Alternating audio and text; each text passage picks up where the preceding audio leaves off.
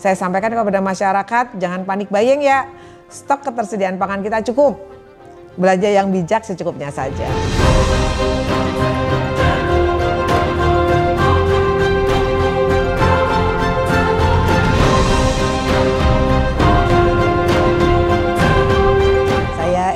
Suharini Eliawati, Kepala Dinas Ketahanan Pangan, Kelautan dan Pertanian Pemprov DKI Jakarta.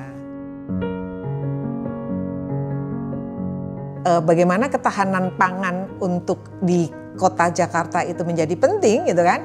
Karena apa? Karena kita tahu 98% pangan Jakarta berasal dari luar. Jadi betapa pentingnya kita sebagai kota gitu ya harus mempunyai ketahanan pangan yang memberikan jaminan stok ketersediaan untuk masyarakatnya.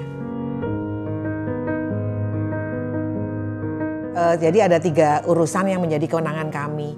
Yang pertama adalah urusan pangan. Nanti kita akan bicara banyak tentang bagaimana sih suatu kota yang berketahanan pangan.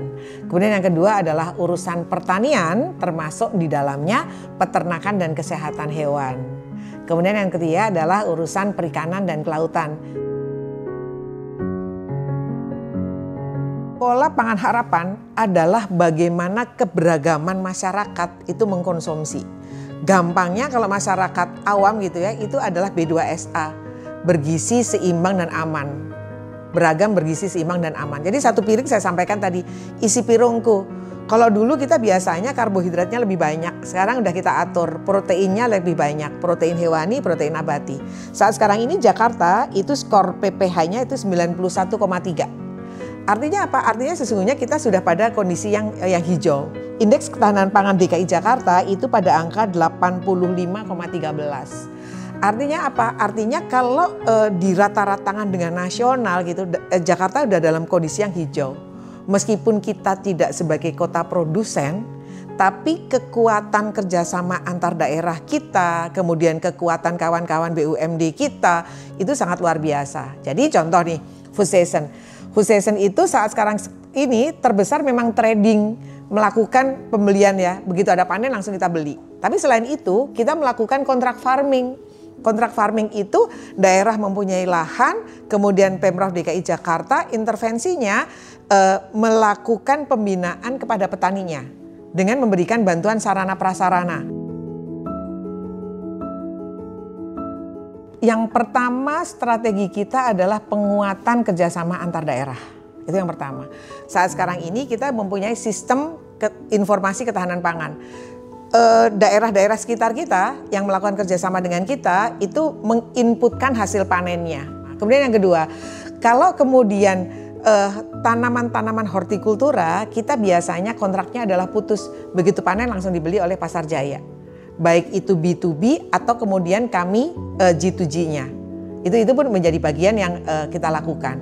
Kemudian yang selanjutnya adalah kita ikut melakukan Satgas Pangan, TPID, Tim Pengendali Inflasi Daerah, bekerja sama dengan BMKG, Mbak. Untuk apa gitu? Untuk memperkirakan kalau curah hujan tinggi, kita harus menanam pada bulan apa nih? Sehingga rentan gagal panennya itu bisa kita minimalisir. Gitu kan? Jadi kalau hortikultura itu kan cepat busuk kan, kayak cabai, tomat, sayang gitu. Jadi itu yang benar-benar kita atur. Nah, inilah perlunya.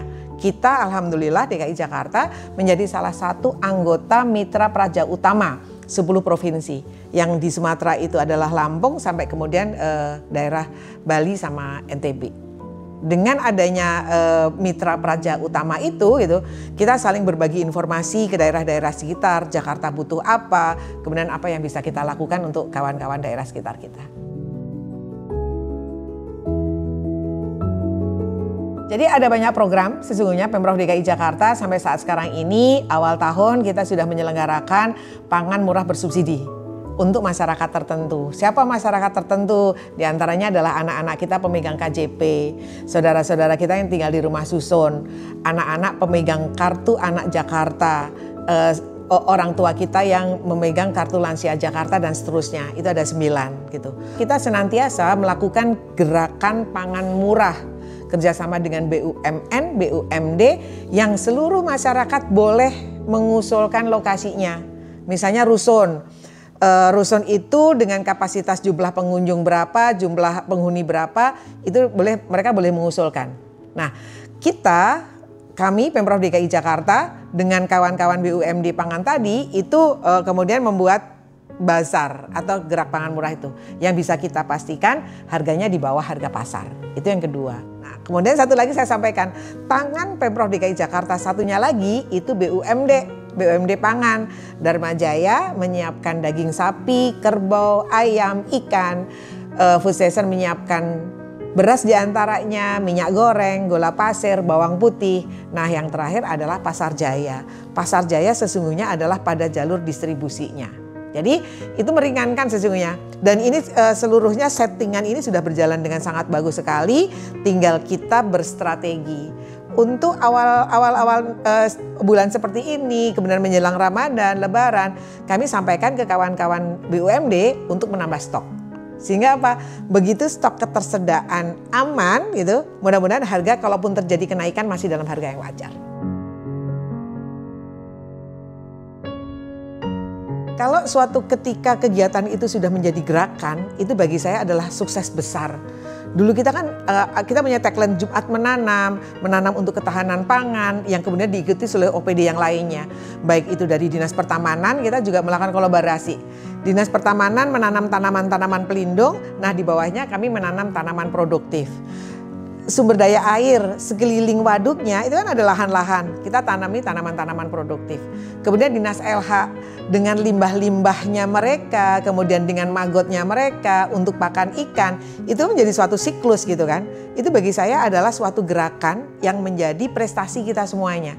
Tidak hanya Pemprov DKI Jakarta, tetapi menjadi prestasi masyarakat. Masyarakat bisa mengurangi sampahnya, masyarakat bisa memenuhi kebutuhan pangannya sendiri untuk kebutuhannya. Itu bagi saya adalah sesuatu hal yang ternyata bisa loh kalau memang kita mau dan benar-benar kita melakukan kerjasama.